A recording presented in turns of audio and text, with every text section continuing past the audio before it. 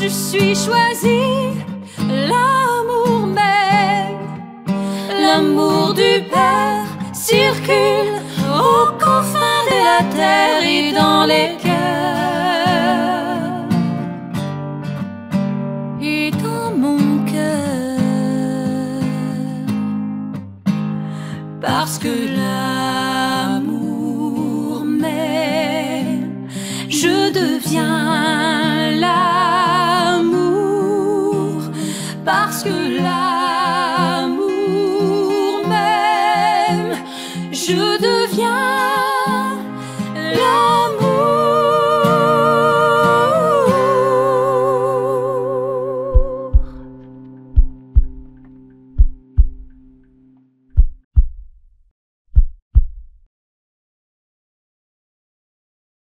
À laquelle vous écouterez ce live sur Facebook ou sur YouTube. N'oubliez pas que vous n'êtes pas obligé de posséder un compte Facebook pour écouter ces rencontres puisque c'est diffusé simultanément sur les deux plateformes.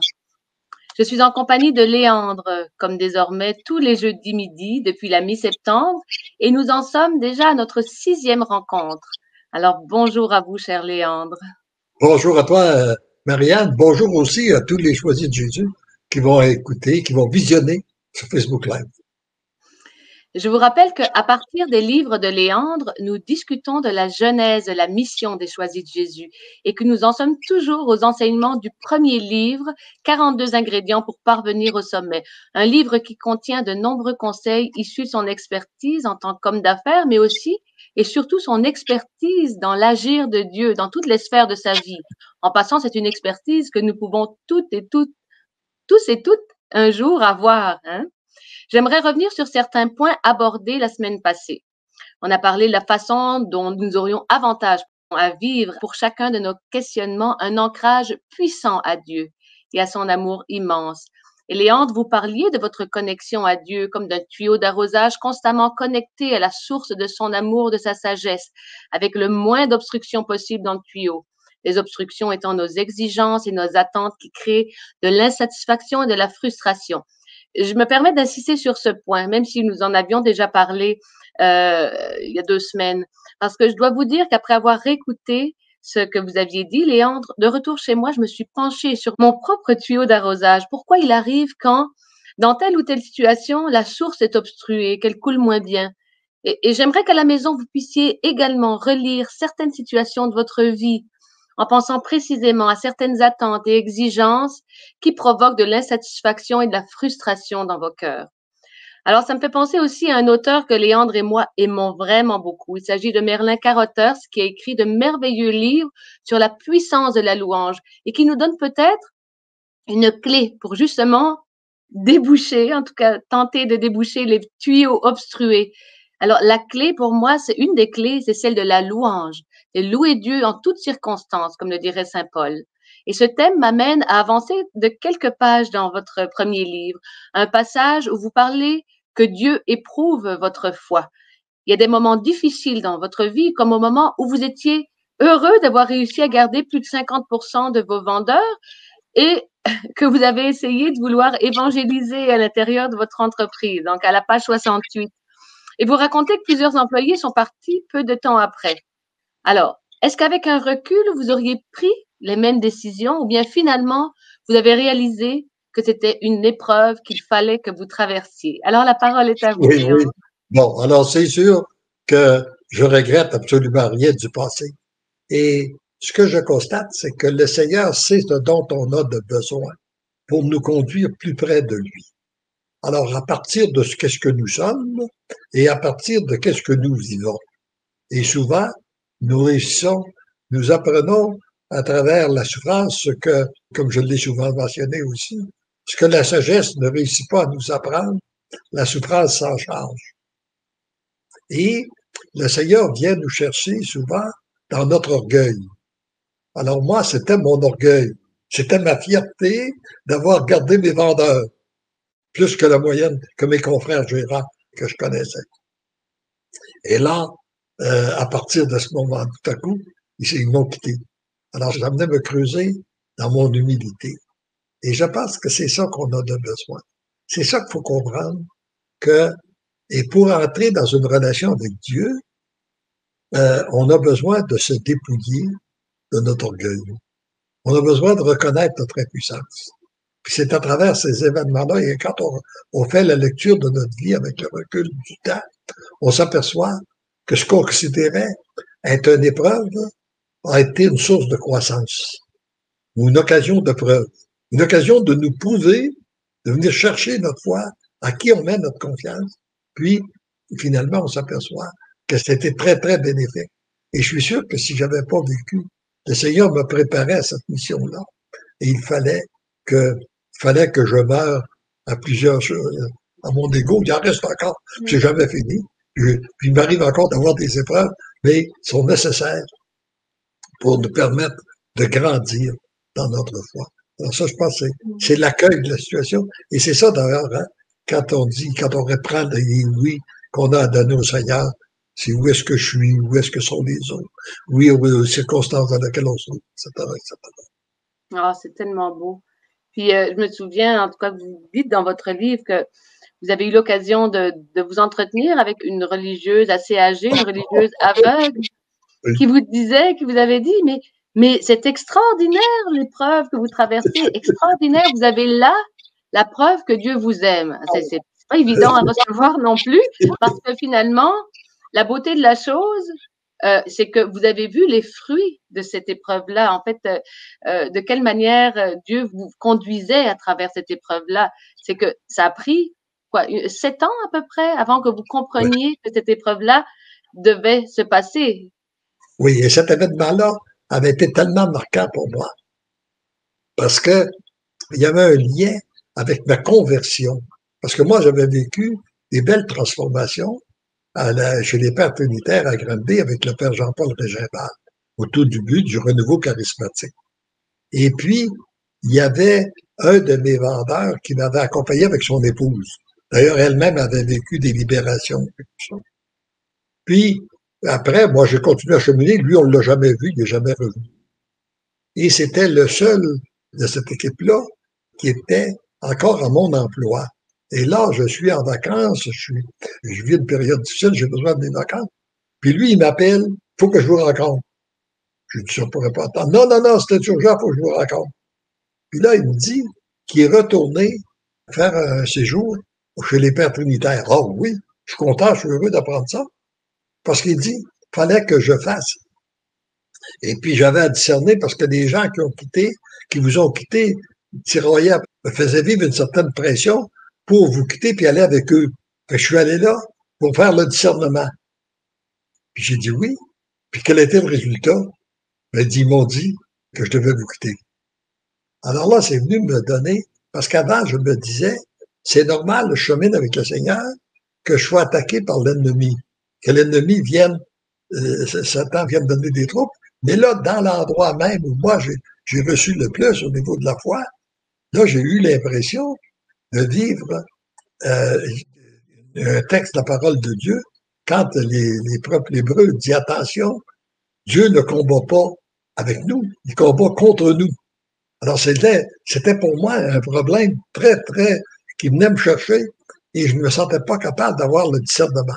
J'ai dit la seule personne qui peut m'aider, c'était Sœur Charles Arthur, que je connaissais comme étant une grande mystique, puis qui était aveugle, puis qui priait régulièrement pour les prêtres. Fait que là, je l'ai appelé, puis tout de suite, elle m'a accueilli le lendemain. Je suis allé, j'ai dit, seul. Puis là, je lui raconte toute mon histoire. Et puis, elle m'écoute avec une attention comme... et puis, là, tout à coup, elle part. Puis là, elle me dit avec une foi, une ferveur extraordinaire, mais c'est extraordinaire, c'est extraordinaire. Là, je me demande qu'est-ce qu'ils vont me sortir. Elle dit, vous avez là la preuve que Dieu vous aime. Puis, la seule façon qu'il peut s'approcher de vous, peut vous unir à lui, c'est à travers les épreuves et les difficultés. Allez-vous les refuser? Là, j'ai pris une grande respiration, puis j'ai pas répondu. Et elle, même si elle avait été aveugle, j'avais l'impression qu'elle avait les deux yeux fixés sur moi. Elle dit, allez-vous les refuser? Non, ma sœur, je vais les accepter. Et puis, mais par après, j'ai vu que c'était une source de grâce extraordinaire. Mais quand on les vit, nos épreuves, on a de la misère à les voir. Et c'est là qu'il est important de donner de tout au Seigneur, puis à l'occasion aussi de lui demander de nous mettre des personnes sur la route pour nous aider à voir clair. Parce qu'on a besoin.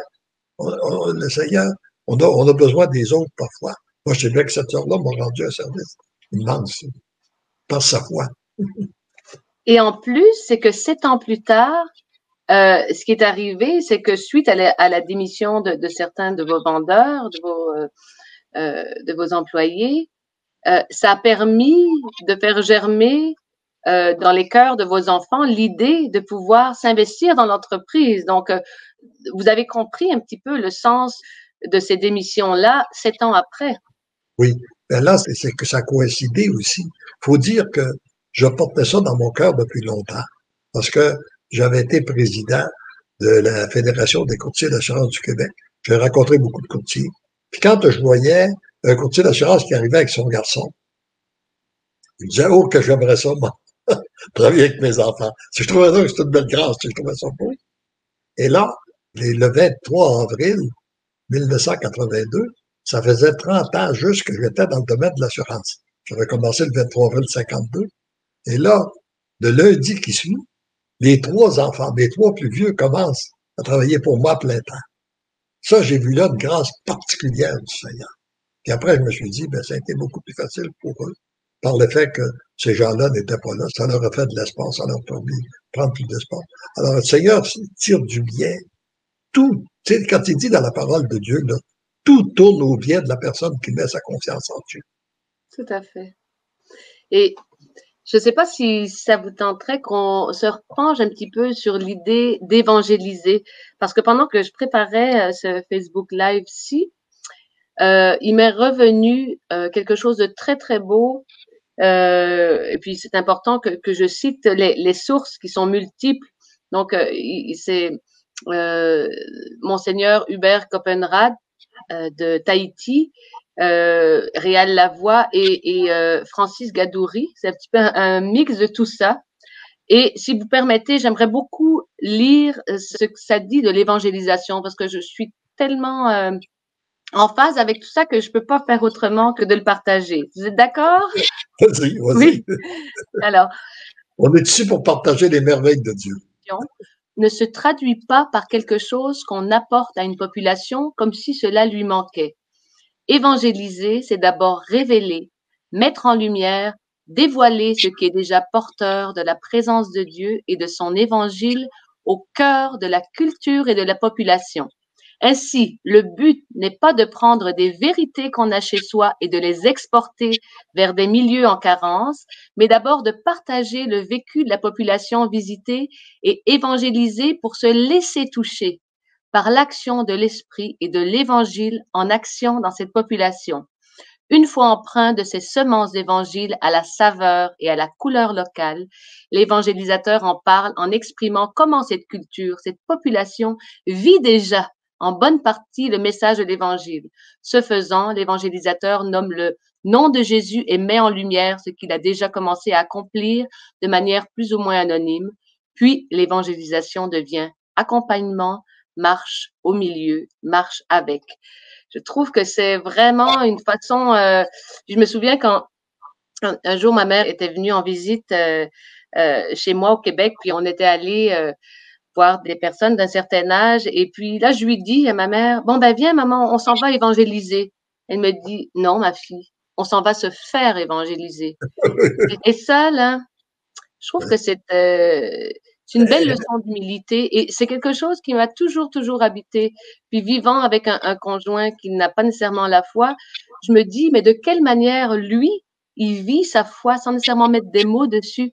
Comment est-ce qu'il peut vivre l'évangile? Et franchement, on découvre des choses vraiment magnifiques. Et ça nous amène à ne pas juger, premièrement, et ça nous amène vraiment à voir l'évangélisation d'une manière toute nouvelle. Oui. Et ce qu'on a d'abord, c'est là, ça aborde toute la question de l'être, hein, qu'on a abordé aussi dans le volume, là. C'est devenir nous-mêmes. C'est qu'est-ce que nous sommes. Produit beaucoup plus de fruits que qu'est-ce que nous disons, ou même ce que nous faisons. Hein? C'est que ce que nous sommes. Alors, ça parle tellement fort. Tu sais, il y a un vieux dicton qui dit ce que tu es parle si fort que j'entends pas ce que tu dis. Alors, donc, c'est que si on veut évangéliser les autres, faut d'abord être évangélisé. Faut d'abord être amour. Si on veut que l'amour circule, faut d'abord être amour nous-mêmes. Hein? Je viens de perdre mon bon ami, là, Guy Giroux, et puis, qui est notre accompagnateur spirituel. Et puis, ce que je retiens, c'est qu'il a été amour. Mais il a pris, il s'est laissé, il était imbibé de l'amour de Jésus, parce que dès son jeune âge, il est entré chez les frères du Sacré-Cœur, il s'est nourri de Jésus Eucharistie, de la parole et tout ça. Puis, alors, ça rayonnait partout. Hein? Je n'entends que du bien depuis son décès. Je n'entends que des belles personnes dire, ah, lui, il m'a assez aidé, puis partout il y avait, puis à l'école qui enseignait, tout le monde l'aimait, puis tout ça. Et il était, c'est parce qu'il était amour, Jésus était réellement présent à lui, en lui. Alors lui était évangélisé. et, et puis ça, on a continuellement à devenir de plus en plus amour. Puis c'est quand on s'aperçoit qu'on ne l'est pas, ben là, c'est là qu'il faut revenir vers Jésus, puis Dieu, on accueille. C'est les épreuves, c'est souvent à travers les difficultés. Là. J'avais un jour écrit dans une chanson, justement, par rapport au décès de quelqu'un, ben, tout ce qu'il restera de moi, c'est l'amour que j'ai donné, cet amour que j'ai pris dans les bras et que toute la vie j'ai partagé. Dans le passage de la vie à la mort, ce qu'il reste, c'est le meilleur de nous. Ce qu'il reste, c'est l'amour avant tout. C'est ça. C'est que j'avais vu un texte de ce côté-là, c'est qu'il disait, dans 100 ans d'ici, il n'y aura personne qui va se rappeler de la maison que tu as habitée. Même il y avait des gens qui ne se rappelleront pas que tu as existé, tu ne sauras pas que tu as existé. Puis ni la maison que tu as habitée, l'auto que tu avais, ton compte de banque, etc., etc. Et ce qui va survivre, c'est l'amour que toi, tu avais à l'intérieur de toi, que tu as transmis à tes enfants, que les enfants transmettent à d'autres, ou à l'extérieur, tu transmis à d'autres personnes, qui vont continuer de vivre. Oui, c'est dommage que dans notre société qui est si capitaliste, qui est si ancrée sur la possession des biens matériels, si peu de gens oublient ce côté-là. Peut-être qu'ils devraient se dire, bon, ben moi, une fois que je vais être décédé, qu'est-ce que j'aimerais que les gens retiennent de moi? Je pense que si les gens faisaient cette réflexion-là, peut-être ils auraient tendance à vivre en essayant de chercher les trésors du ciel plutôt que les trésors terrestres. D'ailleurs, tu me rappelles un ami que j'ai perdu, mon comptable, qui est décédé du cancer à l'âge de 42 ans. Puis il avait une bonne image, il avait une très professionnel. C'est un des comptables très, très réputés à Sherbrooke. Et puis, quand il a vu le jour de sa mort, il dit, j'ai vécu quelque chose de grand. Il dit, c'était pas, les questions que je me suis posées, c'est pas mon titre de professionnel, c'est pas l'argent que j'ai accumulé, c'est pas les postes que j'ai occupés.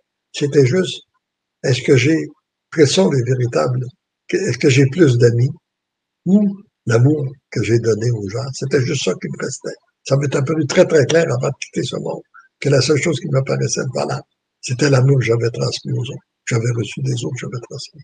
J'avais reçu surtout du Seigneur d'abord pour leur donner aux autres. Ah, c'est beau. Alors, avec tes questions. Bon, on va revenir un peu en arrière dans le livre et un thème dont on a déjà parlé, mais je trouve qu'il y a matière à développer davantage, l'importance de se changer soi-même et qui peut faire aussi du sens avec ce qui vient d'être évoqué. On entend dire souvent que les hommes sont moins sujets à l'introspection. C'est plus difficile pour eux peut-être de prendre le taureau par les cornes et d'accepter de se remettre en question. Pourtant, on dirait que vous avez compris rapidement qu'il fallait travailler sur vous-même pour grandir, pour avancer dans la bonne direction. Par ailleurs, vous écrivez qu'il faut faire attention aux témoignages qui parlent de changements radicaux dans les cœurs, parce que on a tendance à vouloir un peu, je sais pas vous là, mais effectuer le travail de Jésus en essayant de convertir les autres, alors que c'est pas nous le sauveur. Et vous en êtes venu à une sage décision, celle de vous convertir continuellement, ou plutôt à vous laisser sans relâche convertir par Dieu en tentant de vivre pleinement et entièrement les valeurs que vous vouliez voir vécues autour de vous par la société tout entière. Et c'est, à votre avis, le moyen le plus efficace pour aider ceux et celles autour de nous. Et j'imagine que si on fait ce bout de chemin, ben Dieu fera le reste dans le cœur de nos semblables. C'est ça. C'est qu'on n'est pas un sauveur. Ça, je l'ai appris, je l'ai appris aussi à travers la souffrance, là. Quand on veut jouer au sauveur, et on n'est pas un sauveur. Par contre, d'un autre côté, c'est que on peut tout simplement être un témoin pour les autres. On peut tout simplement, les gens, en nous regardant vivre, ben, si ça les inspire, ils ressentent de l'amour, ils aimeraient vivre ça, à ce moment-là, le Seigneur va les toucher. Et puis, va aller les toucher, les rejoindre dans leur cœur. On ne peut pas prendre la place de Dieu, là. Parce que vouloir être Dieu, c'est très, très lourd. Comme m'avait dit un prêtre, lui, il prenait beaucoup de temps pour l'adoration. Il avait dit, avant que j'adore, je voulais être le bon Dieu dans ma paroisse. Puis ça, c'est très, très lourd pour un homme de vouloir être le bon Dieu. T'es devenu épuisé, fatigué. Maintenant, j'adore, je laisse le bon Dieu être le bon Dieu. Puis maintenant, je suis curé de 3 paroisses, puis c'est léger parce que je le laisse agir. Et ça m'a permis. C'est pas juste le prêtre qui fait ça, de vouloir être le bon Dieu. Ça se peut que comme maman, que toi comme maman ou moi comme papa, qu'on veut être le bon Dieu pour nos enfants. Ouais. Si on veut être le bon Dieu, ça va être toujours nous. Laissons le bon Dieu être le bon Dieu. Jouons juste notre petit rôle. Oh, ça me fait penser, un jour, j'étais en confession, puis je trouvais ça tellement triste de voir des gens autour de moi qui étaient si réticents à l'amour de Jésus, puis voilà, qui considéraient Jésus comme un personnage tout à fait banal, et j'en pleurais. Puis là, ben, le prêtre m'a dit, mais Marianne, c'est pas toi le sauveur. Jésus il est capable de s'organiser lui-même. C'est pas toi le sauveur. C'est vraiment ça m'avait vraiment particulièrement touchée. Et c'est vrai qu'on doit se le redire. C'est pas nous le sauveur. Puis quand arrivent des situations qui sont difficiles, où on doit accompagner les gens, c'est se dire oui, aide-moi Seigneur à discerner ce que je dois faire, mais Seigneur, je veux te laisser faire tout ce que tu dois faire. Sers-toi juste de moi comme d'un instrument, mais sois le sauveur de telle personne. Ne me laisse pas être le sauveur. De toute façon, ça fonctionne jamais. De toute façon, on l'apprend. On l'apprend dans la pratique quand on fait être sauveur. Ça marche pas. Oui. Puis, ben, en fait, ça dit vraiment de laisser Dieu venir nous transformer d'abord avant toute chose. Donc, je peux peut-être vous citer, les grands problèmes de notre société ne peuvent être solutionnés que par la transformation du cœur de l'être humain. C'est ce que le Christ est venu nous enseigner, et notre première responsabilité est de lui dire, oui, j'accepte que tu changes mon cœur et je tente de faire de mon mieux pour vivre comme j'aimerais que se comporte la société tout entière. Voilà pour la petite conclusion de cette première question. C'est beau. C'est juste. Puis, voilà, on a, je pense, le temps de passer à une autre question encore.